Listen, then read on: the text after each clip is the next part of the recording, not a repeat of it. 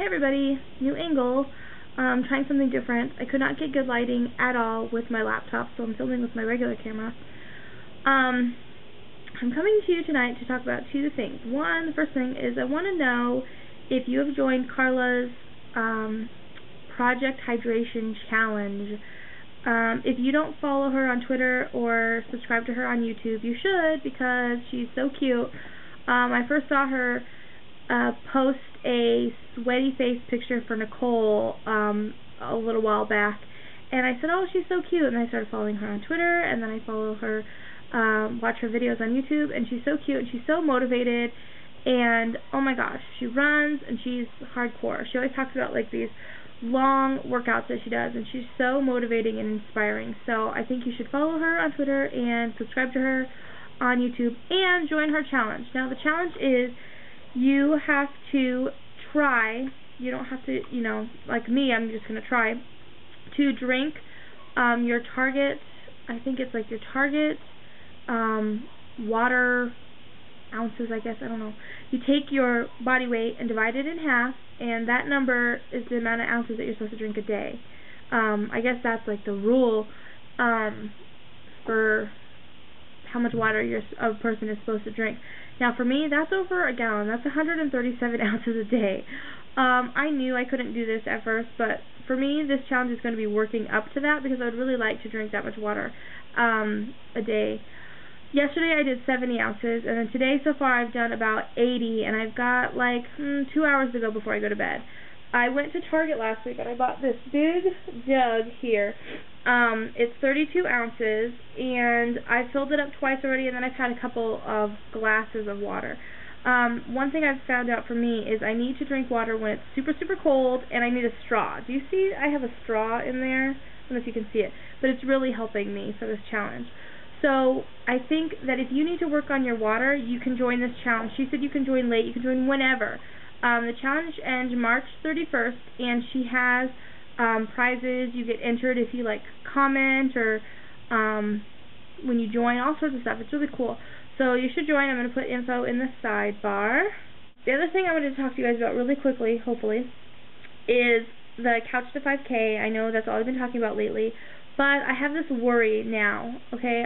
On Sunday night, I was reading a blog about somebody who joined Couch to 5K, and she was talking about how she was doing the program, and she was running and walking on her off days, which are, you're supposed to have a rest day in between the days that you run, and she went to the doctor because she was having knee issues, and the doctor told her that she was too fat to be running.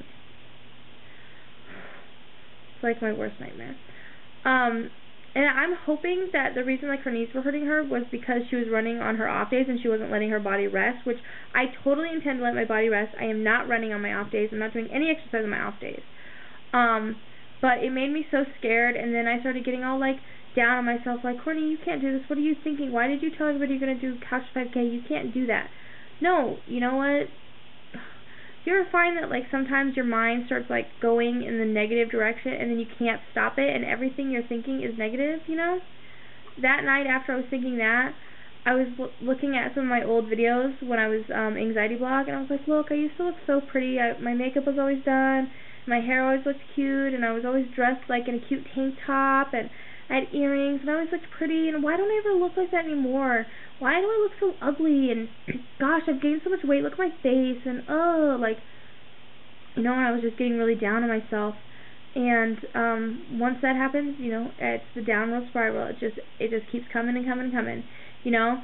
And I went to bed that night, and then Monday morning, you know, I broke out of that downward spiral because, you know, I thought, you know, Courtney, when you were doing the anxiety blog, you didn't have a full-time job. You were going to school, but, you know, sometimes you won't even go to school. You had time to get up and do your makeup. You had time to do your hair cute. You had time to, you know, you wore different clothes because you weren't working with children. And you weren't making videos at 8:30 at night after a full day's work with 12 toddlers, you know? So don't beat yourself up over it. And you're probably the only one that even notices. So that was my downward spiral for the weekend. So that's all I wanted to talk about. Tell me what you guys think about this, am I too fat to be running? Because now, you know, even though I pushed it out of my mind, it's in the back of my head, and I'm trying to take every precaution necessary to make this successful. I've been watching and reading about proper running techniques and sportswear that you can buy that helps you when you're running. I have my running shoes. I'm gonna go buy some better socks. I don't intend to run on my off days. I've been looking up things you should eat before you run, how much water you should drink. I mean, every little detail I'm looking into because I want to be successful for this. I just feel that once I start running, the pounds hopefully will come off quicker. I know I've lost 16 pounds, and that's something to be proud of because I haven't ever really had I've gone on weight loss journeys before, but usually I quit around 10 pounds, and so this is pretty good for me. The other time I got to 24 pounds, so once I pass 24 pounds, that'll be good. But I'm kind of getting to the point, I'm like, Courtney, it's been 2.5 months, and you've only lost 16 pounds, and you're still fat, there's no progress in your pictures, your clothes don't fit really any better, no one's noticing that you're losing weight, your 22s still don't fit, what the heck is going on? And I know that was just my downward spiral thinking, because like I said, slow and steady wins the race, This is not a diet, it's a lifestyle change. Gary and I have not been dieting, we've been changing the way we eat for good, and I haven't even talked about it. Gary's lost 15 pounds as well. Gary's lost 15 pounds, I've lost 16 pounds. We're both losing, 1 to 2 pounds a week, which is what they say you're supposed to do.